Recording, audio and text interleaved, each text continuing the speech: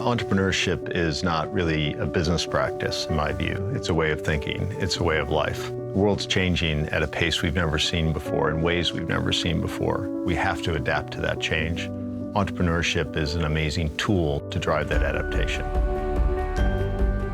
Jim is a unique combination of both a thinker and a doer. When you work with Jim, you're always thinking about the future.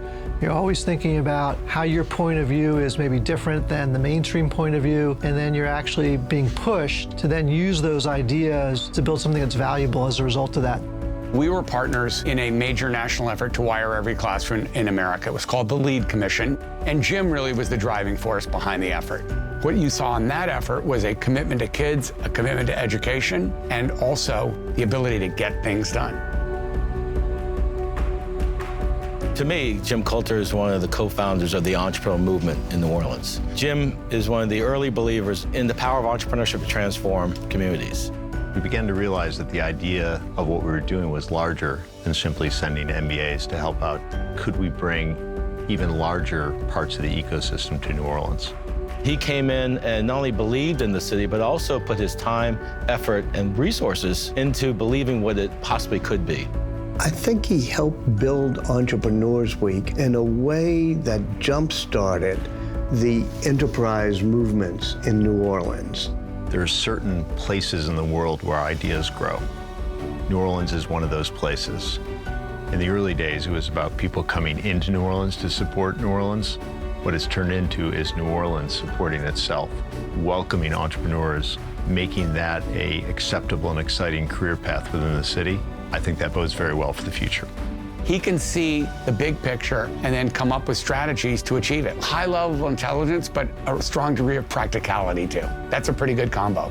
He's not only a creative person, a smart person, an inspiring person, but he has good values. There are things he did not invest in. Sometimes I admire him for the things he said, no, that's not going to help the world. I think the only reason why I've been partners with Jim for 27 years is because ultimately it's about that sense of relationship, that sense of family, that sense of trust. When all is said and done, the business stuff goes away, but the family always stays.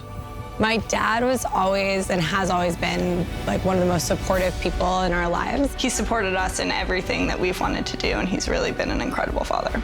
My parents have always been a unified force. I think that they have a really inspiring relationship that's just built on so much respect and love for one another, and we really felt that growing up. As a dad, as an educator, as a business leader, Jim is a pretty remarkable person. There's a Henry James quote that said, there are 3 things that matter in life. The first is to be kind, the second is to be kind, and the third is to be kind. And I think he lives that every day. He's taught us to live that every day. I think at the core, you know, just his care of the people around him always shines through, no matter what he's doing.